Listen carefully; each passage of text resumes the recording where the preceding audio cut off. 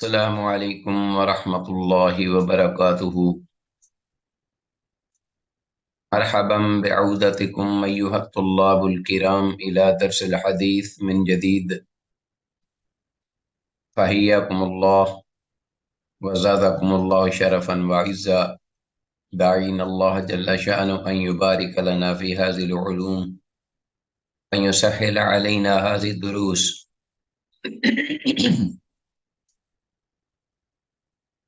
رب زدنی علما، رب اشرح لی صدری ویسر لی امری واحلل عقدۃ من لسانی یفقہوا قولی۔ رب یسر ولا تعسر واتمم بالخیر، رب ساحل ویسر ولا تعسر علینا یا میسر کل عسیر۔ اللهم انا نسألك علما نافعا وعملا متقبلا ورزقا طیبا۔ اللهم انا نعوذ بك من علم لا ينفعنا، اللهم انفعنا بما علمتنا وعلمنا ما ينفعنا وزدنا علما۔ عزیز طلبہ، اللہ کی توفیق سے بحمد اللہ تعالی بعونہ جل وعلا مشکوٰۃ المصابیح کے سلسلہ دروس کا یہ ایپیسوڈ نمبر 29 29واں سبق آپ کے سامنے موجود ہے، اور ہمارے آج کے اس درس کے حوالے سے زیر مطالعہ احادیث 5104 سے لے کر 5115 تک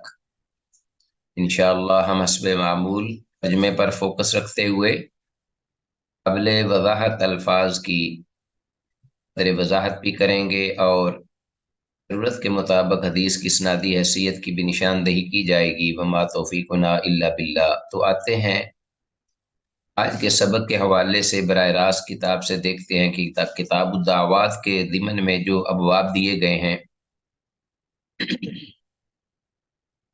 ابواب میں سے آج ایک نیا باب آیا ہے ہمارے سامنے، اور اس باب کا نام ہے باب الغضب والکبر، غصے اور تکبر کے بیان کے بارے میں یہ باب ہے۔ اور یہ دونوں ہی بڑے مرد ہیں جسے شیطان ٹول کے طور پر، یعنی بڑے ہتھیار کے طور پر اہل ایمان کو نقصان دیتا اور معاشرے کو تباہ برباد کرتا ہے۔ کیسے بچنا ہے، احادیث اس میں رہنمائی فرماتی ہیں۔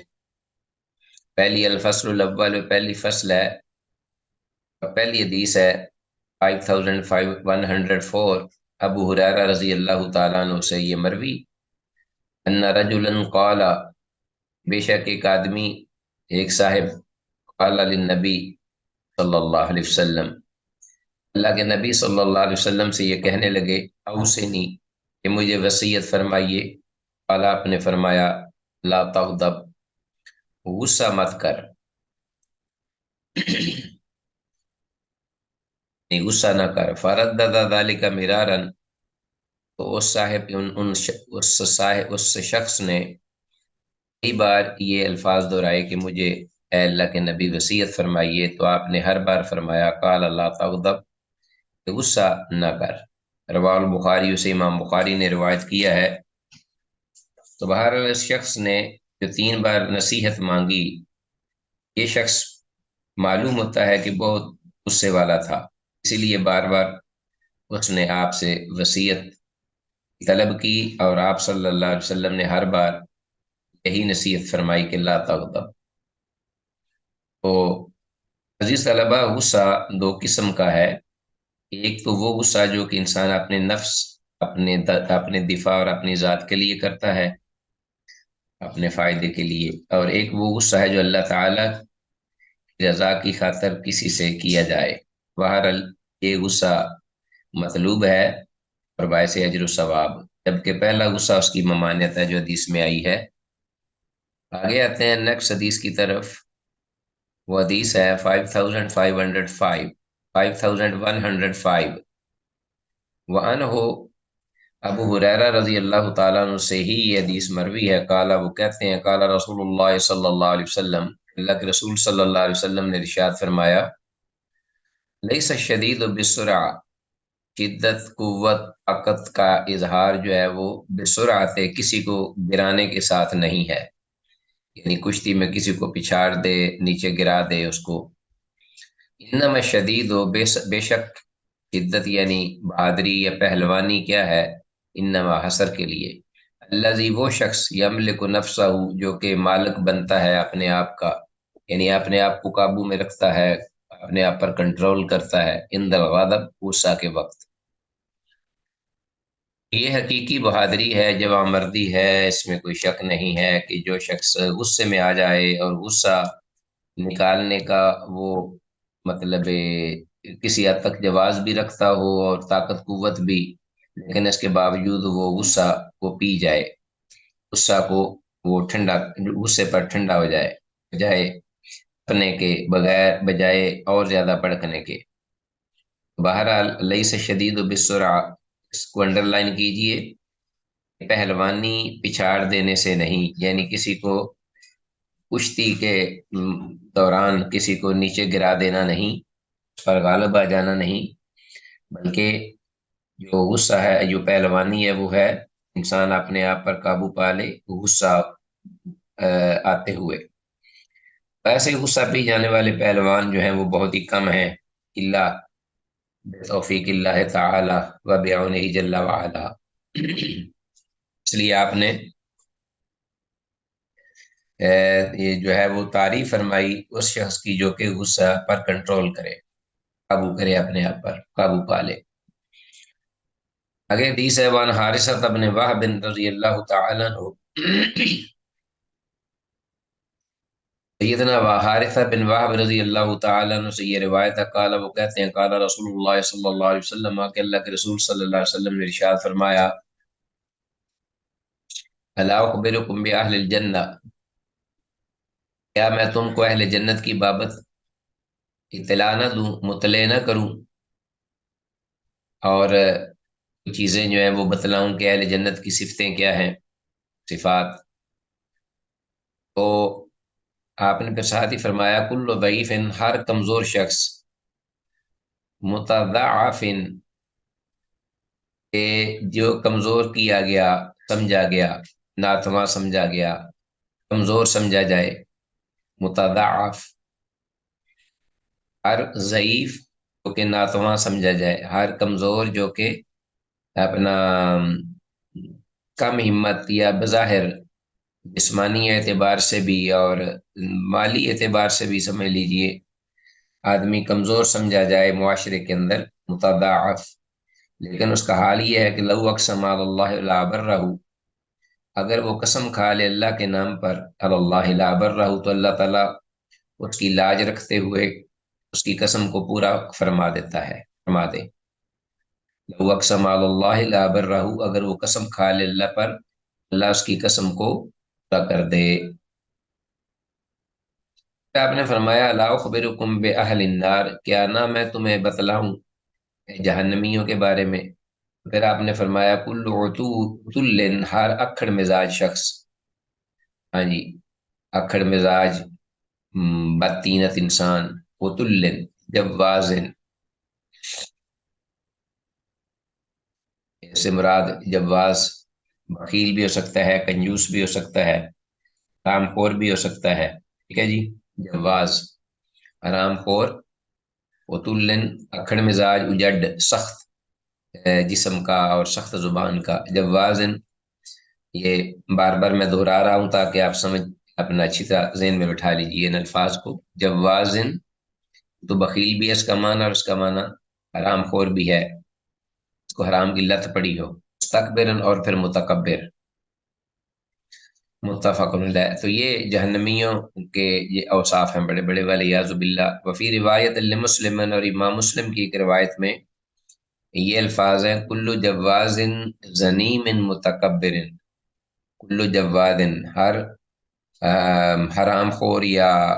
بخیل انسان، کنجوس، حرام خور، زنیم، حرام زادہ، زنیم، اوکے، حلالی نہ ہو، زنیم، متکبر اور متکبر شخص، یہ جہنمی ہے۔ اور مسلم کی روایت میں ہر بخیل، کمینہ اور متکبر شخص، ٹھیک ہے جی۔ زنیم کا معنی،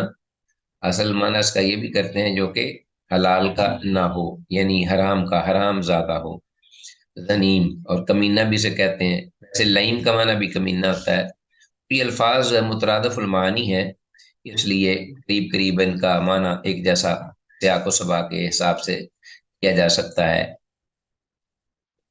تو یہ جی حدیث جو ہے اتلن، اس کو انڈر لائن کیجیے، اکھڑ مزاج، اجڑ، موٹا فربا شخص جسے کہتے ہیں نا، بہت جڑ قسم کا اور بڑا بہیم حیوانی قسم کا انسان، اللہ اکبر، حیوان لگتا ہے بظاہر، اپنے اخلاق کے اعتبار سے بھی اور جسم کے اعتبار سے بھی، اور جواز، حرام خور، اور زنیم کا معنی جو حلالی نہ ہو، یا بخیل، کنجوس، ہے نا، حرام نہیں، کمینہ۔ اچھا جی، جنت میں غریب اور کمزور مسلمانوں کا، جنت غریب اور کمزور مسلمانوں کا مقام ہے، یعنی جبکہ دوزخ بدخلق، شکم پرور اور متکبر، غرور رکھنے والے لوگ ہیں، وہ زیادہ تر اس میں جائیں گے، ولیعذ باللہ تعالی۔ آگے حدیث ہے، عزیز طلبہ، وعن ابن مسعود، عبداللہ بن مسعود رضی اللہ تعالیٰ عنہ سے قال، وہ کہتے ہیں قال رسول اللہ صلی اللہ علیہ وسلم، اللہ کے رسول صلی اللہ علیہ وسلم نے ارشاد فرمایا، لا يدخل النار احد فی قلبہ، نہیں داخل ہوگا جہنم میں احد، کوئی ایک، فی قلبہ کہ جس کے دل میں مثقال حبۃ من خردل، کہ رائی کی مقدار کے برابر ہوگا، من ایمان، ایمان، ایمان سے رائی کی مقدار کے برابر بھی کوئی حصہ ہوگا، وہ جنت میں داخل نہیں ہوگا۔ ولا يدخل الجنت، نہ یعنی جہنم میں داخل نہیں ہوگا، لا يدخل النار احد فی قلبی مثقال حبۃ من خردل من ایمان، ولا يدخل الجنت احد فی قلبی مثقال حبۃ من خردل من کبر،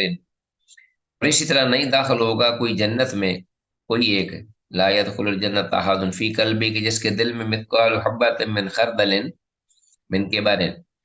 ایک رائی کی مقدار کے برابر بھی تکبر ہوگا۔ تو تکبر جو کہ اللہ تعالیٰ کی خاص صفت ہے، اپنی بزرگی کی اور بڑائی کی اور عظمت کی، تو یہ آدمی اپنے دل میں اس کو لائے یا از خود وہ اظہار کرے اور بنائے اپنے آپ کو متکبر، تو واقعی شخص جو ہے وہ سزا کا مستحق ہے، اور جنت میں داخلے کا اس کا معاملہ جو ہے وہ مشکل ہو جائے گا۔ لیکن یہ بھی مطلب نہیں ہے کہ وہ جنت میں، اگر اہل توحید میں سے ہے متکبر، بعض ایسے بھی لوگ ہوتے ہیں تو عقیدہ اس کا ٹھیک رہا ہے تو وہ جنت میں بالآخر ایک دن چلا جائے گا، لیکن اس تکبر صلہ یا اس کا جو ہے نا سزا وہ پا کر۔ اسی طرح جو شخص لا يدخل النار، نہیں داخل ہوگا کوئی ایک جس کے دل میں ایمان کی رتی، یعنی جہنم میں نہیں جائے گا کوئی بھی جس کے دل میں رتی ایمان کی بھی ہوگی، تو مطلب یہ نہیں ہے کہ اب بے شک وہ ایمان لیے پھرے اور جہنم میں اس کا داخلہ نہیں ہوگا، نہیں، جہنم میں داخلہ ہوگا لیکن ہمیشگی کا داخلہ نہیں ہوگا، یہاں مراد ہے خلود فی النار، دل میں رکھ لیجئے، لا يدخل النار، نہیں داخل ہوگا جہنم میں، آگ میں، احد کوئی ایک، فی قلبہ مثقال حبۃ من خردل من ایمان، کہ جس کے دل میں کرائی کے برابر بھی ایمان ہوگا۔ تو مراد یہاں ہے کہ جہنم میں خلود اس کا، یعنی کافروں یا مشرکوں کی طرح ہمیشہ کے لیے نہیں، بلکہ اگر گناہ ہوں گے تو اللہ کی مشیت کے تحت ہے، وہ گناہ گار ہوگا، اور وہ اپنے گناہوں کو اللہ کی مشیت کے مطابق مرضی کے وہ اس جہنم میں، ہو سکتا ہے اللہ اس کو لے جائے ولیعذ باللہ، اور پھر ایک وقت تک جب اللہ چاہے اس کو نکال لے گا۔ یہ ہے معنی اس کا، اللہ عالم۔ اچھا جی، مسکال و حبت من خردل، اس کو انڈر لائن کیجیے ان الفاظ کو، کہ رائی کے دانہ کے برابر۔ آگے ہے 5108 حدیث، وعنہ عبداللہ بن مسعود رضی اللہ تعالیٰ عنہ سے ہی یہ روایت ہے، قال کہتے ہیں، قال رسول اللہ صلی اللہ علیہ وسلم، کہ اللہ کے رسول صلی اللہ علیہ وسلم نے ارشاد فرمایا، لا يدخل الجنة من كان في قلبه مثقال ذرة من کبر، اللہ اکبر کبیرہ والحمد للہ کثیرہ، سبحان اللہ بکرۃ واصیلہ، نہیں جنت میں داخل ہوگا من کان فی قلبہ، کہ جس کے دل میں ہوگا مثقال ذرۃ من کبر، گہرائی کے برابر بھی تکبر، ٹھیک ہے جی۔ قال رجل، تو ایک جب سنی یہ بات صحابہ میں سے ایک صاحب، انہوں نے یہ بات کہی، فقال رجل ان الرجل يحب ان يكون सौबुहु हसनन व नअलुहु हसनन, कि बेशक आदमी जो है, न रजुला युहिब्बु, वो पसंद करता है, अन यकून सौबुहु हसनन, कि उसके जो कपड़े हैं वो खूबसूरत हों, व नअलुहु हसनन, और उसके जूते भी खूबसूरत हों। तो वो आदरू ताज्जुब कि उसने ना अल्लाह के रसूल से ये बात सुनकर इस्तिफसार किया, यानी वजाहत तलब की कि अल्लाह के रसूल सल्लल्लाहु अलैहि वसल्लम, आदमी ये चाहता है कि अच्छा लगता है उसको कि उसके कपड़े और जूते वगैरह अच्छे हों, क्या ये भी तकब्बुर है? मतलब ये था, क्योंकि राई के बराबर तकब्बुर कहा जाना, बाज़ औक़ात इन चीज़ों से आदमी के दिल में कोई बात आ सकती है, आ जाती है कि देखो फलां से की निस्बत कपड़े भी अच्छे हैं, और फलां की निस्बत मेरे जूते और मेरी हर चीज़ जो है वो बेहतर है, तो इससे उसके दिल में कोई फख्र या गुरूर की कोई लहर आ जाए, तो जैसा कि राई के बराबर तो आ जाएगा तकब्बुर, तो क्या जन्नत में इससे भी वो महरूम हो जाएगा। तो ये जो सहाबी हैं उन्होंने ये वजाहत तलब की। तो कहा, आपने फरमाया, इन अल्लाह जमील, बेशक अल्लाह खूबसूरत है, युहिब्बुल जमाला, और अल्लाह ताला खूबसूरती को यानी इस सिफत को पसंद भी फरमाता है अपने बंदों पर। उनके कपड़े अच्छे हों, वो साफ सुथरे हों, वो खुशबू लगाई हो उन्होंने, और अपनी एक वजाहत हो उनके अंदर, वकार हो, ये सारी चीज़ें अल्लाह को पसंद हैं। और ये तभी होता है जब इंसान का लिबास, उठना बैठना, चाल, उसकी उसके शूज़े जो शूज़ उसके पहनने वाली चीज़ें जो है वो अच्छी हों, खूबसूरत हों, उसके जिस्म पर मुनासब हों, मुनासब रंग हो, फिट हों, अल्लाह को भली लगती हैं। जब मखलूक को भली लगेंगी तो असल में किबर क्या है? आगे अल्लाह के रसूल सल्लल्लाहु अलैहि वसल्लम ने वजाहत फरमाई, अल किबर बतरुल हक की व गमतुन नास, एक किबर जो है वो ये है कि हक बात को ठकरा देना, बतरुल या बतरुल हक।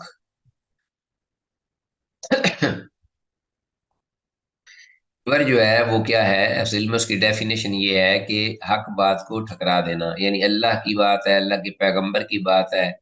उसको सुनने से रुक बात उस भाग रहा है, उससे उंगलियां कानों में दे रहा है, और आगे से अजीब किस्म के इजहार और जवाबात दे रहा है, या ये है कि उसे सुनाई जाए तो वो दूसरे कामों में मशगूल हो जाता है, तो ये तकब्बुर की अलामत है उसकी, कि हक बात को ना सुनना चाहता है, और अगर सुनता भी है तो उसको पसंद नहीं करता, और फिर उस पर अमल नहीं करता, उसको ठकरा देता है, उसकी परवाह नहीं करता, ये सारी चीजें। वगम तुन्नास, और लोगों को हकीर जानना, यह अल्लाह यानी लोगों को कम तर जानना, समझना। अलकिब्रु बतरुल हक वगम तुन्नास, ये देन में रख लीजिए अल्फाज, ये ना अंडरलाइन कर लीजिए ये इबारत। किबर क्या है? किबर की डेफिनेशन क्या है? अलकिब्रु बतरुल हक वगम तुन्नास। ठीक हो गया जी? तो लिहाजा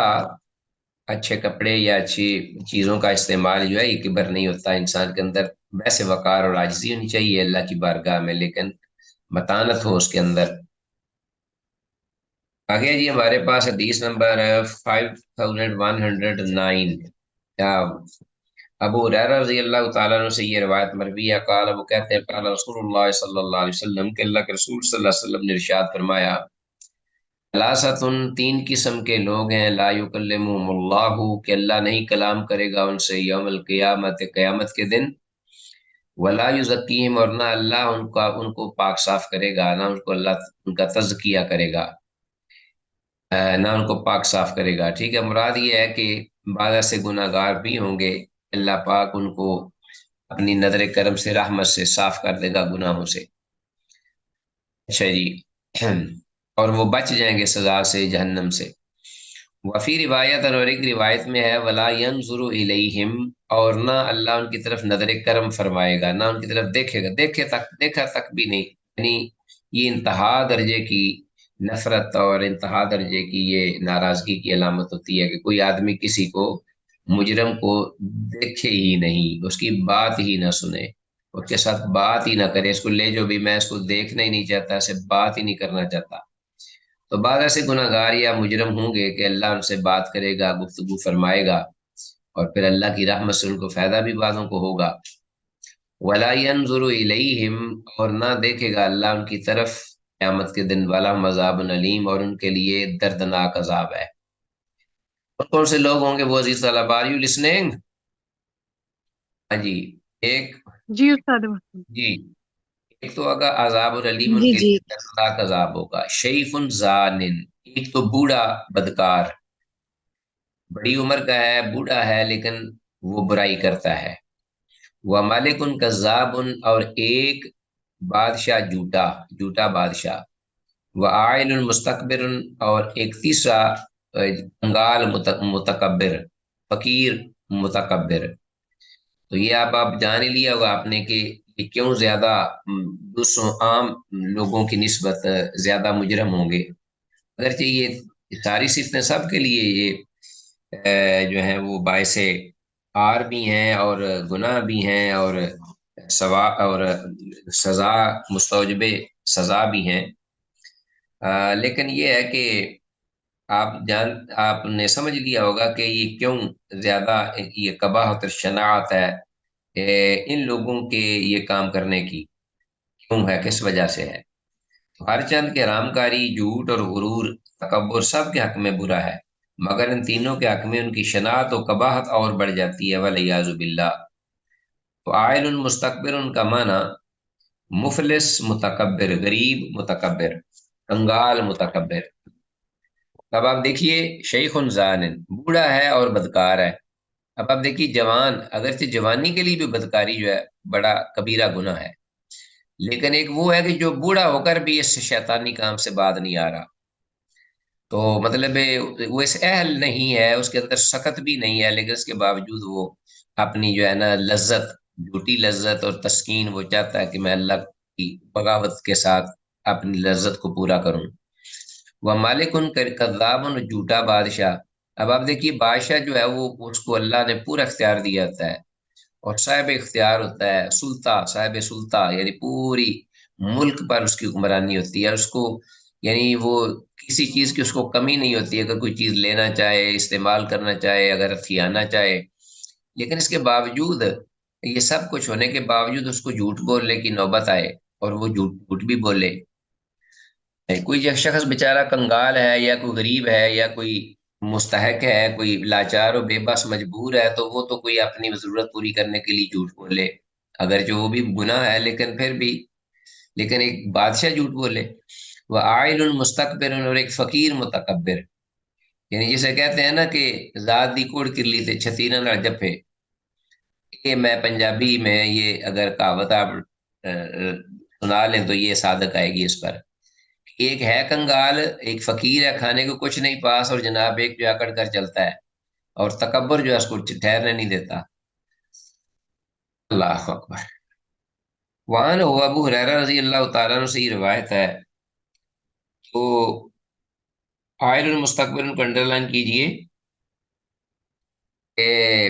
قال رسول اللہ صلی اللہ علیہ وسلم، آگے نیکسٹ حدیث ہمارے پاس آ رہی ہے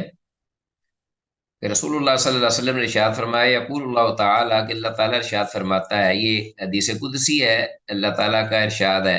اللہ تعالیٰ فرماتا ہے الکبریا و ردائی، کے تکبر جو ہے یہ میری چادر ہے. الکبریا یعنی میری بزرگی اصل میں میری چادر ہے. الکبریا و ردائی والعظمت و ازاری، اور عظمت بڑائی جو ہے بزرگی وہ میرا تہ بند ہے. ٹھیک ہے جی. من نازعنی واحدا منہما، تو جس شخص نے بھی ان دونوں میں سے کوئی ایک چیز مجھ سے چھینی، نازعنی مراد چھیننے سے مراد ہے کہ وہ اس نے اس کو اپنی ذات کے لیے بھی اس کو خاص کر لیا، متکبر بن گیا یا اپنے آپ کو بڑا سمجھنے لگ پڑا. بریا یعنی بڑائی کی چادر اوڑھ لی اس نے، اور عظمت کی جو جو اوڑھ یہ جو ہے دھوتی ہے یا تہ بند ہے وہ اس نے باندھ لیا. یہ دونوں چونکہ صفات میری ہیں تو گویا کہ وہ میرے ساتھ اس نے میرے مقابلے پر آ گیا. اس نے گویا کہ اکڑا، تکبر کیا اور شرک کیا اور میرے سامنے آ گیا. ادخل تو نہ، تو جس کسی نے بھی ان دونوں میں سے کوئی ایک چیز مجھ سے چھینی، یعنی اپنے ذات کے ساتھ خاص کی، واحد منہما ادخلت النار، تو میں اس کو جہنم میں داخل کروں گا. فی روایت، اور ایک روایت میں الفاظ ہیں قذفت فی النار، تو میں اس کو پھینک دوں گا جہنم میں. امام مسلم نے اس کو روایت کیا ہے. تو حدیث میں لفظ ازاری کا مطلب ہے میرا تہ بند، اس کو انڈر لائن کیجئے۔ اور حدیث میں مراد میں پھر دہرا دیتا ہوں کہ ترجمہ یہ ہوگا کہ اللہ تعالیٰ ارشاد فرماتا ہے کہ الکبر و ردائی، میری ذاتی بزرگی تو میری چادر ہے، میری ذاتی بزرگی ذات کے ساتھ، الکبریا اس کا تعلق ذات کے ساتھ ہے، والعظمت ازاری، جبکہ میری صفاتی بزرگی میرا تہبند ہے۔ صفت، یہ عظمت جو ہے یہ میری صفت ہے، یعنی میرا تہبند، میری بزرگی جو ہے وہ میری صفاتی بزرگی تہبند ہے، اور میری ذاتی بزرگی میری چادر ہے، اور جو بھی مجھ سے یہ چھینے گا دونوں میں سے کوئی ایک تو میں اس کو جہنم حاصل کروں گا۔ عزیز طلبا، اب ہمارے پاس اس باب کی دوسری فصل ہے، الفصل الثانی۔ الفصل الثانی دوسری فصل ہے، اور اس میں پہلی حدیث آئی ہے 5111، وان سلمہ بن الاقوع رضی اللہ تعالیٰ عنہ، سیدنا سلمہ بن اقوع رضی اللہ تعالیٰ عنہ سے یہ روایت ہے، قال، وہ کہتے ہیں،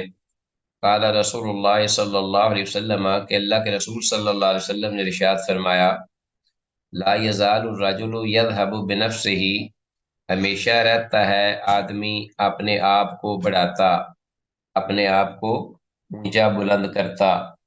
اپنے آپ کو بڑا سمجھتا، ہمیشہ رہتا ہے یذهب بنفسه، حتی یکتب فی الجبارین، یہاں تک کہ وہ لکھا جاتا ہے جبارین، یعنی وہ جو ظالم ہوتے ہیں، جبر کرنے والے، ظلم و زیادتی کرنے والے، جبارین، یصیب ما اصابہم، تو وہ اس کو، یعنی یصیب تو سے وہی چیز پہنچے گی سزا میں، ما اصابہم، جو ان متکبرین یا زیادتی اور ظلم کرنے والے لوگوں کو جو کچھ پہنچا، جو کچھ پہنچتا ہے وہ بھی اسے بھی یہ چیز پہنچے گی۔ جب وہ لکھا جاتا ہے جبارین میں تو ان کی سزائی سے بھی وہی سزا ملے گی۔ رواه ترمذی، اسے امام ترمذی نے روایت کیا ہے۔ تو گویا جبارین کا اور اس شخص کا جو اپنے آپ کو اپنا بابر کراتا ہے بڑا، یا اپنا دوسروں سے ہر معاملے میں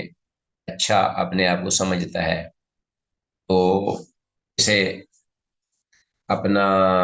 غرور اور تکبر بھی ہوتا ہے اپنے اپنے پر، اور اپنا اوور کانفیڈنٹ بھی ہوتا ہے، تو وہ جبارین میں لکھا جاتا ہے، تو پھر ان کی اور اس کی ان کی اور اس کی سزا جو ہے وہ ایک جیسی ہے، ولیعذ باللہ۔ روایت ترمذی سے امام ترمذی نے روایت کیا ہے،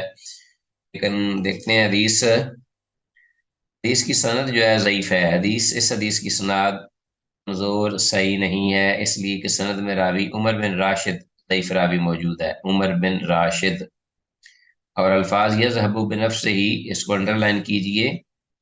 الفاظ کو، جیسا کہ میں نے کہا کہ اپنے نفس کو، اصل میں معنی اس کا جو لفظی معنی ہے وہ تو یہ ہے یذهب بنفسه ہی، کہ وہ اپنے آپ کو اپنے نفس کو کھینچتا ہے، بڑھاتا ہے، باور کراتا ہے اونچا دوسروں سے، اپنے آپ کو ہمیشہ بلند اور معزز خیال کرتا، اور نفس پرور بھی رہتا ہے، اور ایسی صفات یا ایسا رویہ یا طرز عمل انسان کو بہت زیادہ ذلیل کرتی ہیں، اور معاشرے میں اکثر لوگ ایسے شخص سے ناراض ہی رہتے ہیں، اس سے بچتے ہیں۔ اللہ اکبر، ولیعذ باللہ۔ حدیث بہرحال ضعیف ہے۔ آگے حدیث آتی ہے ہمارے پاس، وان عمرو بن شعیب بن نبی عن جدہ، عمر بن شعیب سے روایت ہے، وہ اپنے باپ سے، اور وہ ان کے باپ اپنے دادا سے، دادا عبداللہ بن عمر بن عاص ہیں رضی اللہ عنہما، وہ رسول اللہ صلی اللہ علیہ وسلم سے روایت بیان کرتے ہیں، قال، کہ آپ نے فرمایا، یوشر المتکبرون، اکٹھے کیے جائیں گے تکبر کرنے والے لوگ، امثال الذر یوم القیامہ، قیامت کے دن چیونٹیوں کی مانند، چیونٹیوں کی مانند متکبر جو ہیں، تکبر کرنے والے، انہیں اکٹھا کیا جائے گا، فی صور الرجال، شکلیں ان کی جو ہیں وہ مردوں جیسی ہوں گی، مردوں کی صورتوں میں، شکلوں میں، یغشاہم الذل من کل مکان، ہر جگہ سے ان ذلت جو ہے وہ ان کو ان پر چھائی ہوگی، یغشاہم چھائی ہوئی ہوگی یا ڈانپے ہوئے ہوگی ان کو ذلت، الذل من کل مکان، ہر جگہ سے، یساقون الی سجن فی جہنم، اور ان کو ہانکا جائے گا، کھینچا جائے گا جہنم میں ایک قید خانے کی جانب، جہنم میں موجود ایک قید خانے کی جانب یسمى بولس، جسے بولس کا نام دیا گیا ہے، جس کا نام ہے بولس، علوہم نار الانیار، کہ اس پر جب وہ جہنم میں بولس جگہ میں وہ جب قید کر دیے جائیں گے تو تعلوہم نار الانیار، تو آگوں کی آگ، آگوں کی بڑی آگ جو ہے وہ ان پر آ جائے گی، ان پر بلند ہوگی، تعلوہم نار الانیار، انیار جو ہے نار ان کی جمع ہے، آگ، آگیں ایک سے زیادہ، ایک جو آگیں ہیں ان کی بڑی آگ ان پر چھا جائے گی، یسقون من اسارت اہل النار، اور جہنمیوں کے زخمیوں کے نچوڑ وہ پلائے جائیں گے، اسارہ جہنمیوں کا زخم جو ہے ان کے نچوڑ یعنی پیپ، مراد ہے طینۃ الخبال، یعنی آگے اس کی وضاحت بھی ہے، یسقون من اسارت اہل النار طینۃ الخبال، طینۃ الخبال یہ جہنمیوں کے زخموں کی پیپ جو ہے یعنی ان کا نچوڑ انہیں پلایا جائے گا، والیاذ باللہ۔ روایت ترمذی سے امام ترمذی نے روایت کیا ہے اس حدیث کو۔ یہ حدیث جو ہے یہ اس کی سند بھی حسن ہے یعنی صحیح ہے، اور حدیث میں لفظ بولس، اس کو انڈر لائن کیجئے، جہنم میں متکبر لوگوں کے لیے تیار کی گئی جیل یا جیل خانہ، اور لفظ طینۃ الخبال سے مراد جہنمیوں کے زخموں کی پیپ اور زرد رنگ کا پانی ہے، وہ بھی زرد ہی ہوتا ہے، لہذا بہرحال تکبر جو ہے اس کی سزا بیان ہوئی ہے، اور متکبرین کی سزا اس حدیث میں موجود ہے، والیاذ باللہ۔ شیطان نے بھی تکبر کیا تھا جس کی وجہ سے اس پر اللہ کی لعنت پڑی، اور پھر تکبر پر اس کی ڈٹائی بھی تھی ساتھ، استکبر وکان من الکافرین، ابا واستکبر، انکار بھی کیا اور تکبر بھی کیا، دو کام ملا دیے۔ وان عطیہ بن عروہ السعدی، عطیہ بن عروہ سعدی جو ہے رضی اللہ تعالیٰ عنہ سے یہ روایت ہے، قال وہ کہتے ہیں، قال رسول اللہ صلی اللہ علیہ وسلم، کہ اللہ کے رسول صلی اللہ علیہ وسلم نے ارشاد فرمایا، ان الغضب من الشیطان، ہے کہ یہ بے شک جو غصہ ہوتا ہے وہ شیطان کی جانب سے ہوتا ہے۔ غصہ جو ہے یہ کس کی جانب سے ہے؟ بولیے، شیطان کی جانب سے۔ وَإِنَّ الشَّيْطَانَ خُلِقَ مِنَ النَّارِ، اور بے شک شیطان جو ہے یہ پیدا کیا گیا ہے جہنم، آگ سے، شیطان کو آگ سے پیدا کیا گیا۔ وَإِنَّمَا يُطْفَأُ النَّارُ بِالْمَاءِ، اور جو آگ ہے وہ پانی سے ہی بجھائی جاتی ہے۔ وَإِنَّمَا يُطْفَأُ النَّارُ بِالْمَاءِ، ہاں جی، وہ فَإِذَا غَضِبَ أَحَدُكُمْ، اور جب تم میں سے کوئی یہ غصے میں آ جائے، فَلْيَتَوَضَّأْ، تو اسے چاہیے کہ وہ وضو کرے، یعنی پانی کے ساتھ وضو، نماز کا وضو کرے۔ رواه ابو داود، ایسی امام ابو داود نے روایت کیا تھا اس حدیث کو۔ تو یہ حدیث جو ہے اس کو بعض اہل علم تو کہتے ہیں کہ یہ ضعیف ہے، لیکن ضعف کس لیے ہے اللہ عالم، جبکہ بعض دیگر اہل علم نے اس کی اسناد کو حسن بھی قرار دیا ہے، ٹھیک ہو گیا۔ تو بہرحال اس کا حدیث کا جو علم ہے حقیقی وہ اللہ ہی جانتا ہے، اللہ کی طرف ہم ریفر کرتے ہیں۔ تو دیگر روایات میں بھی اور اس روایت میں بھی غصہ دور کرنے کا مجرب اور نبوی نسخہ موجود ہوا، بیان ہوا ہے، ذکر ہوا ہے۔ اس کے علاوہ ٹھنڈا پانی پینے سے بھی غصہ دور ہو جاتا ہے، اور یہ تجربہ ہے، تجربہ اس پر گواہ ہے۔ غصہ آنے پر پہلے انسان جو ہے اسے ٹھنڈا کرنے کی خاطر تعوذ بھی پڑھ لے، یعنی اعوذ باللہ من الشیطان الرجیم، یہ بھی پڑھے،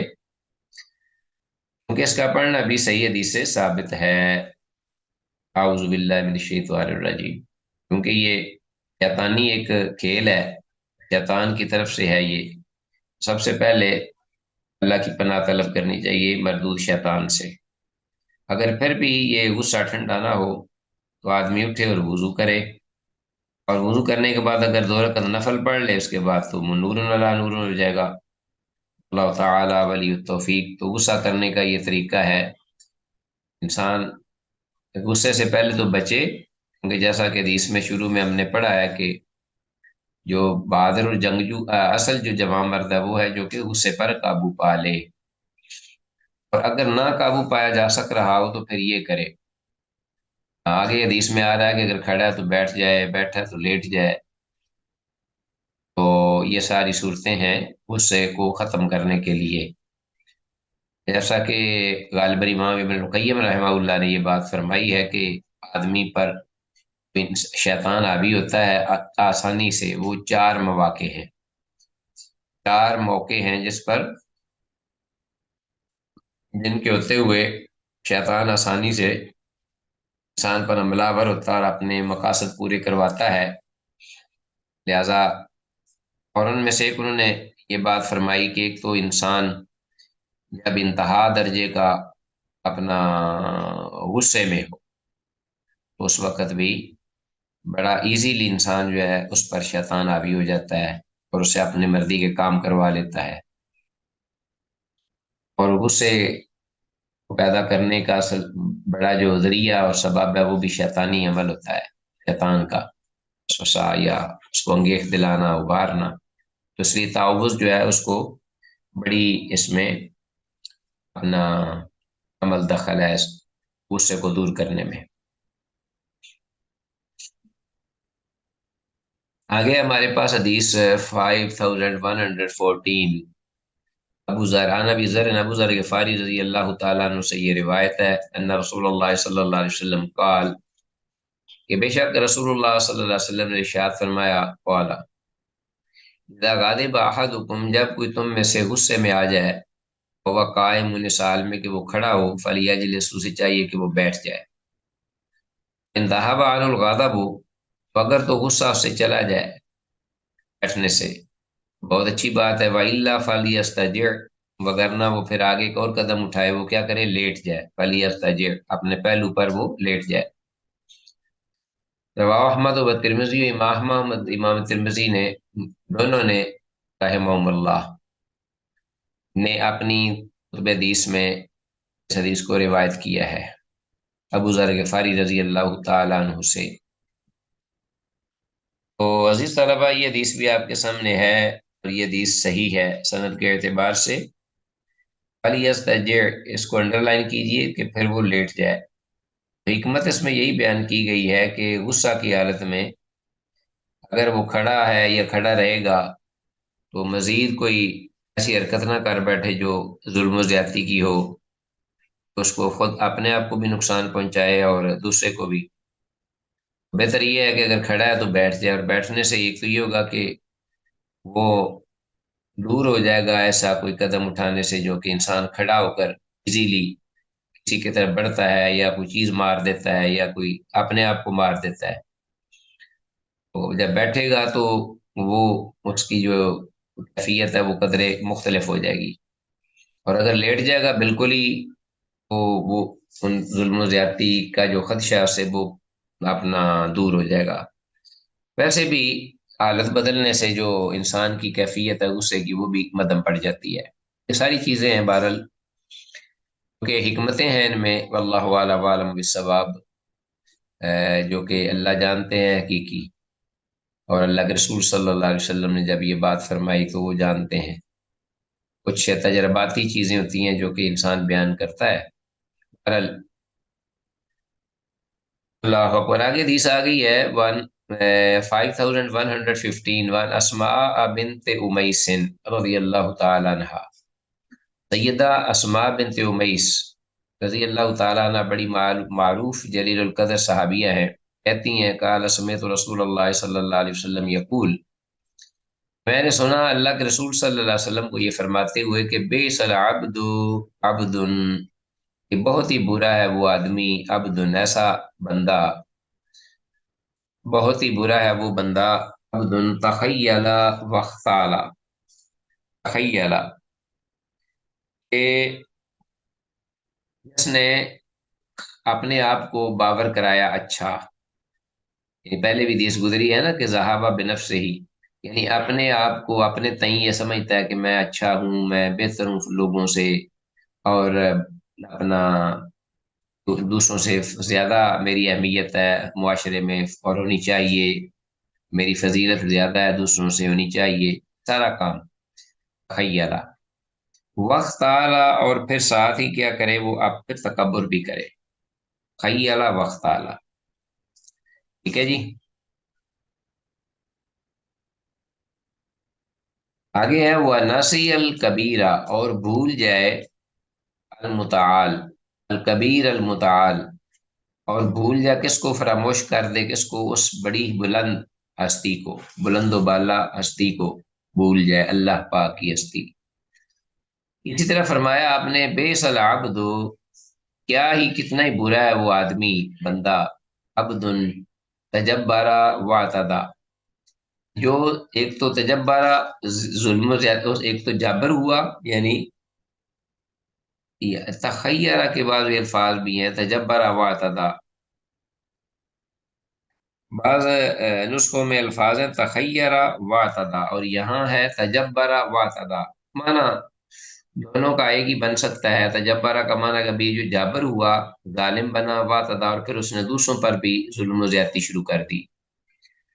और तखय्यरा वातदा अगर करे तो उसका माना भी है करेला और नीम चढ़ा, यानी इख्तियार पाया और पाकर जुल्म ज्यादती में बढ़ गया। ये ध्यान में रखिएगा, तखय्यरा वातदा, अगर तखय्यरा माना करिए तो वातदा तो माना होगा, जैसा कि कहावत है ज़रबुल मिसल, करेला और नीम चढ़ा के आदमी इख्तियार पा कर और भी ज्यादा जालिम हो जाता है। वनसी अल जब्बार अला, और उसने फरामोश कर दिया बड़े बुलंदो बाला जाबर को, जब्बारा। तो जब्बार के अल्फाज जो हैं ये ज्यादा निशानदेही करते हैं इस बात की कि जो लफ्ज तजब्बारा है, जब्बारा वातदा, क्योंकि इसके जवाब में आगे वनासी अल जब्बार अल आला आया है कि खुद वो जाबर बना और जुल्म ज्यादती उसने की, और फरामोश कर दिया उसने हकीकी बुलंदो बाला जब्बार को, सबसे बड़ा बुलंदो बाला जात है अल्लाह, उसको वो भूल गया। आगे फरमाया, बेसल अब्दो, कितना ही बुरा बंदा है वो, अब्दुन ऐसा बंदा के सहा, सहा या सुसावन, यानी जो भूल गया, एक तो उसने अपना कोताही की, गफलत बरती, और गाफिल हुआ, सहा व लहा, और फिर लहा या लहू लहवन, यानी उसने फिर खेल कूद और तमाशों में वक़्त गुजारा। एक तो गाफिल हुआ, फिर दूसरा यह है कि वो उसने वक़्त को बर्बाद किया गफलत में, यानी खेल कूद में, अच्छे काम में नहीं। लहा, सहा व लहा। व नसी अल मकाबिरा वल बिला, और उस वक़्त वो क्या किया उसने कि भूल गया, फरामोश किया उसने असल ठिकाने, यानी मकबरे, मकबरों को, कब्रों को भूल गया, मकाबिर, वल बिला, और गलने सड़ने को, अपने जिस्म के गलने सड़ने को वो भूल गया, फरामोश कर दिया उसने। आगे फरमाया, बेसल अब्दु, कितना ही बुरा है वो बंदा, अब्दुन ऐसा बंदा, अता सरकश हुआ, यानी जिसने बगावत की, वतगा, और सरकश हुआ, या ये कहे जिसने बगावत की, अता उतुवन से, वतगा तुगयान, तागिया, अता जो कि सरकश हुआ, वतगा, और उसने फिर हद से तजावज किया, यानी हद से बढ़ गया सरकशी में, बगावत में, अता वतगा। नसी अल मुब्तदा वल मुंतहा, और साथ उसने जुल्म ये किया, और उसी वक़्त उसने जब उसने सरकशी और बगावत की, तो साथ ही अल मुब्तदा वल मुंतहा, अपनी इब्तदा और अपना खात्मा वो भूल गया, अपनी इब्तदा और इंतहा दोनों। मेरी इब्तदा कैसी हुई और इंतहा कैसी हुई, और मेरी हकीकत क्या है। जब पैदा हुआ तो उस वक्त भी किसी ने नहलाया, आप वो बादशाह के घर में पैदा हो या किसी फकीर की कुटिया में पैदा हो। अवल मुंतहा, और जब मरने लगा तो उस वक्त भी किसी ने नहलाया, कहा वो बादशाह के घर मरे या कहा वो फकीर की कुटिया में मरे, किसी ने नहलाना है। ये है बात, हकीकत इंसान की यही है। वो समझता नहीं कि मेरी हकीकत असलियत क्या है, भूल जाता है। इसी तरह बाकी मामला जिंदगी गुजारने का है, ये तो रहा मामला पैदाइश का और मरने का, एक जैसा है सबका। फिर जो मकान आखिरी असल मकान है वो भी एक जैसा है, एक ही जितना है, ना किसी का छोटा ना बड़ा। कब्र जो है, अल्लाह अकबर।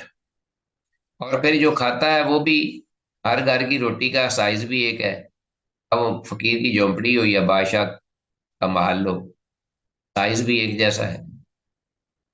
ये है सूरत हाल। बाकी फिर क्या रह गया, बाकी पर ये चमक दमक रह गई और खिलावा रह गया सब। ونسی المبتغى والمنتہا، بیس العبد عبد، اتنا ہی برا ہے وہ بندہ، ایسا بندہ یختل الدنیا بالدین، جو برباد کر دیتا ہے دنیا کو دنیا کے ساتھ، اپنا دین کے ساتھ دنیا کو بھی۔ اللہ اکبر، یا اس کا معنی یہ بھی ہے کہ یختل الدنیا بالدین، کے جو کماتا ہے دنیا کو دین کے ذریعے، بالدین، دین کو وسیلہ بنا لیتا ہے۔ آج کل جیسے یہ گدی نشین اور یہ اس قسم کے پیر اور بابے اور اس قسم کے لوگ ہیں، بڑے بڑے پگڑ باندھے ہوئے، چوگے پہنے ہوئے، ولیاذ باللہ، اور دین کے حوالے سے دیکھیں تو بس علمان والا فیس، صرف دنیا کما رہے ہیں دین کے لبادے اڑ کر۔ یختل الدنیا بالدین الا ماشاء اللہ،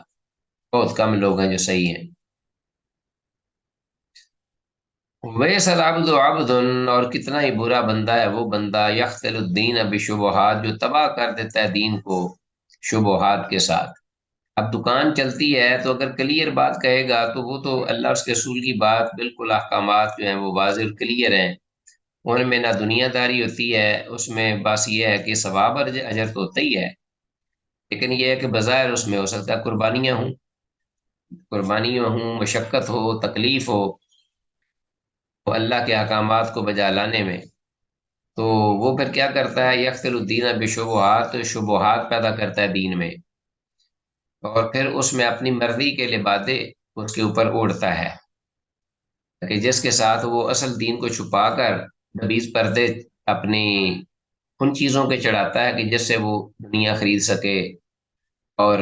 بدعت و خرافات کا سلسلہ چلاتا ہے اپنی دکانیں، دین کے ذریعے دنیا کو کمانے کے لیے شبہات پیدا کرے گا، تو یہ بات بنے گی، یقتل الدین بشبہات۔ کیس العبد عبد، کتنا ہی برا ہے وہ بندہ، طمع یقود، جس کو ہرس جو ہے، طمع ہرس ہوا، یقود اس کو کھینچتی ہے، کھینچ کر لے جاتی ہے کہاں، دنیا داروں کے دروازوں پر، ذلیل کرتی ہے، طمع یقود، سو وہ ذلیل ہو جاتا ہے۔ بے العبد عبد طمع یقود، اور ہرس اس کو کھینچتی ہے، گھسیٹ کے لے جاتی ہے دنیا داروں کے دروازوں پر ذلیل کرنے کے لیے۔ بئس العبد عبد، اتنا ہی برا ہے وہ بندہ برا، ون یذلہ، کوئی خواہشات کا پجاری، کہ جس کی خواہشات جو ہیں وہ گمراہ کر دیتی ہیں، ون یذلہ، بئس العبد عبد راغب یذلہ، اتنا ہی برا ہے وہ بندہ کہ جس میں ایسی رغبت پائی جائے، خواہشات کی جانی، یذلہ، جو وہ رغبت اس کو، یہ بھی رغبت ہو یا کسی غلط کام میں رغبت ہو، تو وہ اس کو وہ کام جو اس نافرمانی کا ہے یا رغبت ہے، وہ اس کو ذلیل کر کے رکھ دے، جی اس کو ذلت کا اس کے لیے باعث بن جائے، تو وہ نافرمانی ہے اللہ کی، ٹھیک ہے جی۔ اللہ اکبر۔ رواه ترمذی والبہقی، اسے اس حدیث کو امام ترمذی اور امام بہقی نے روایت کیا ہے، امام ترمذی نے جامع ترمذی میں، جبکہ امام بہقی نے شعب الایمان میں، وقالا، اور دونوں نے یہ حکم لگایا اس پر، لیس اسنادہ بالقوی، کہ اس حدیث کی جو اسناد ہے وہ یعنی سند، وہ مضبوط نہیں، قوی نہیں یعنی مضبوط نہیں، پختہ نہیں، یعنی اس میں کمزوری یا ضعف ہے، ضعیف حدیث ہے۔ وقال ترمذی عید اللہ، امام ترمذی نے یہ بھی کہا ہے ساتھ ہی، ایک تو کہا ہے لیسا اسناد بالقوی،